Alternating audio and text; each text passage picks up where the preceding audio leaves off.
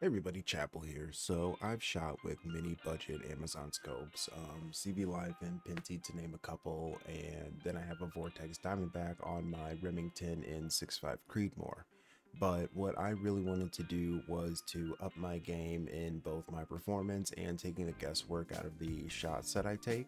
So I started to do some research on what type of scope would be an upgrade compared to what I have. I'd be looking for a first focal plane, turrets that give me precise mil-radian adjustments, parallax adjustments, etc., as well as a far um,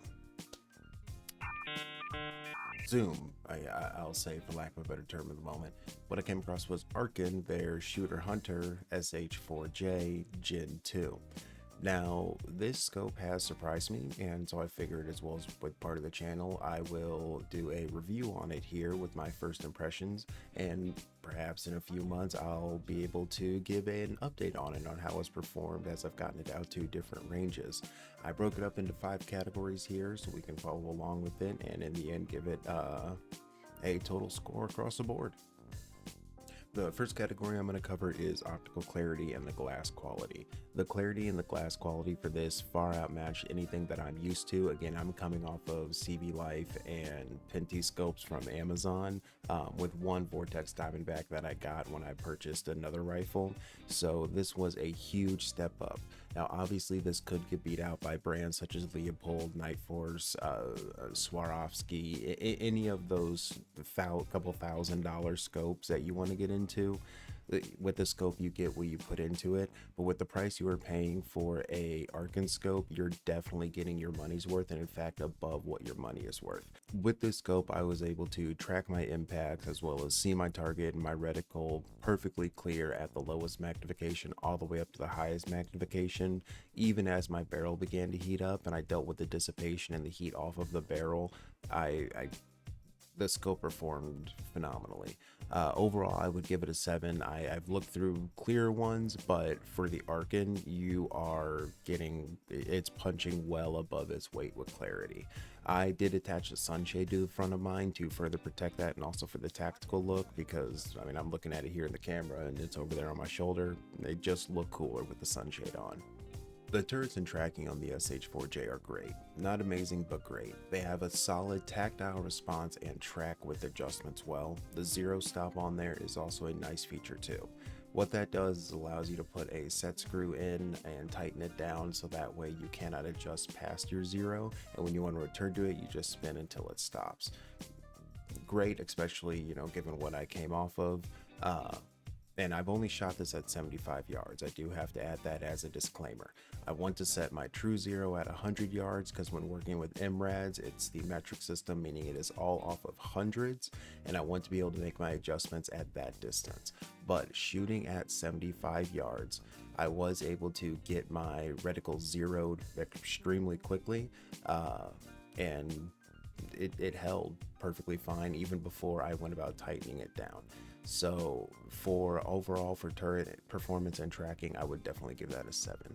Now in the future, I do plan to take it out, like I said, to 100 yards, and I'll make sure to record that, so don't forget to like and subscribe so that way you can catch that video when it comes out. Now for reticle design and usability, there is a lot that went into the reticle, so you'll see me reading definitely a lot off of the script on this one, as much as I tried not to, but I had a lot of thoughts on it.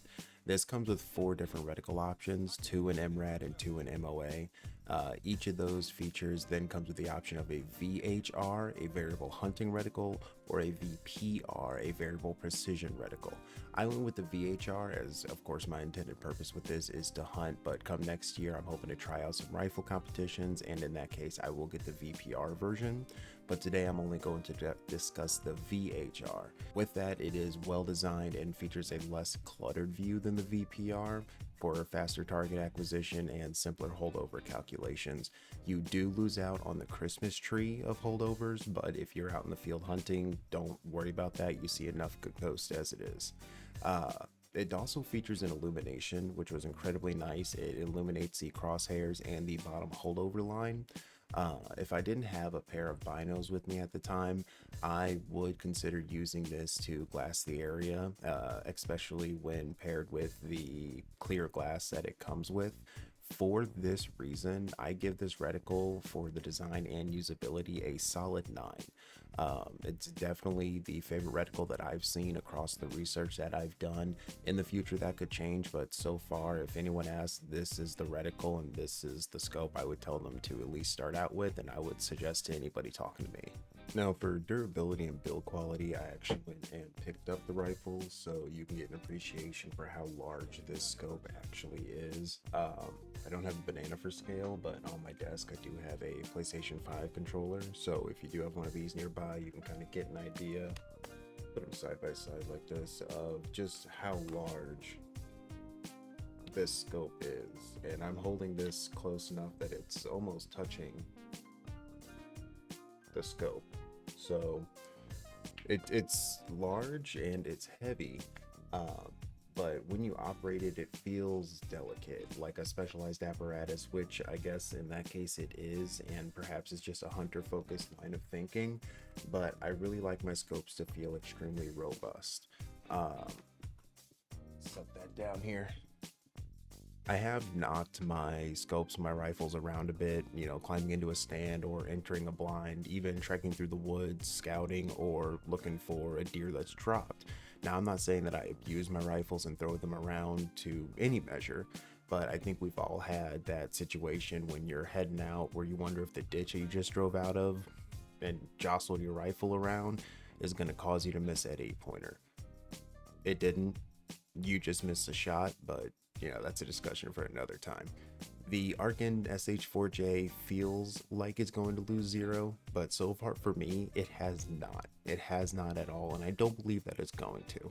It's definitely bulky and heavy for a hunting scope, and that is pretty much the only drawback that I would give it, but overall, I would definitely give it a 6 for the durability and build quality. A year from now, who knows, I could be coming to you and saying that it's a bad scope. I do not see that happening, unlike, well, another scope that I have. I'm not dead bullseyed yet, but that'd be a dead deer. Let's check mag. Bring my magnification in. I really do like that it stays with the size of the target relative, and then I can adjust my parallax for an equally clean image. This really is a phenomenal scope. Now the fun one, price. The general rule with scopes is that it should cost double the rifle that is going on, but with Arken, I feel like you don't have to make that decision. I got this scope for $345 all said and done. This was during their 20% off site-wide promotion, which at the time of recording is still currently going on. And this scope shows a regular retail of $524, which is not bad at all for the package you receive. You get a first focal plane, great holdovers, Japanese extra low dispersion fluoride glass, which I just learned about with this scope. Cool. Parallax adjustment, illumination, and a crystal clear sight picture, I guess due to that JLD glass. I have to give the Arken a 9 for overall value. The whole company actually is great because I also got this hat, a shirt, as well as a rear shooting bag to use with it too.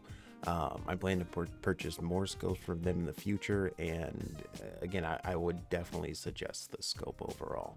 For the price that you get, the price versus performance is unparalleled. Now, you'd think I was sponsored with how much I love this scope and how much I talked it up, but I'm not. I'm legitimately just a fan. I mean, heck, I'm not even above 10, 12, I think subscribers was the last thing I was at. They're not even aware of my name. Arken is just a phenomenal company that is offering a great scope at a great price for anybody looking to get that level of performance. If you're considering getting a new scope, go with an Arken. I'm going to get a couple more. I'm going to get a few LPVOs from them. I'm definitely going to get a few more scopes for hunting purposes too. I would love it if they released more shorter range options such as red dots. Holographic would be crazy because who doesn't have Call of Duty Dreams, at least growing up in the era that I did. Now, for your thoughts, what's your favorite scope brand? Do you use Arken? Are you going to get an Arken after watching this video? Let me know in the comments below, and don't forget to like and subscribe, as well as thanks for watching, and I'll see you in the next one.